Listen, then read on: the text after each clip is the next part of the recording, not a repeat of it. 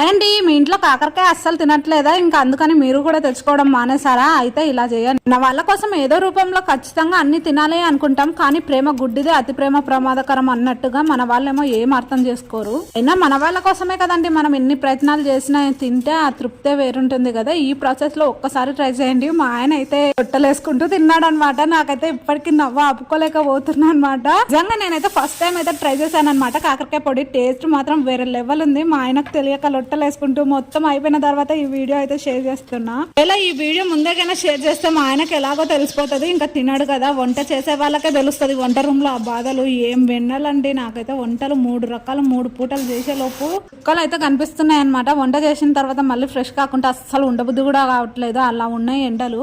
డబ్బా నిండా నూరు పెట్టుకుంటే కాకరకాయ పొడి మాత్రం అంతా అయిపోయింది. టేస్ట్ బాగుంది. నెక్స్ట్ మునగాకు పౌడర్ అన్నా వెల్లుల్లి కారం అన్నా ట్రై చేయాలనుకుంటున్నాను. మీకేమైనా రెసిపీ కావాలో కామెంట్ చేసి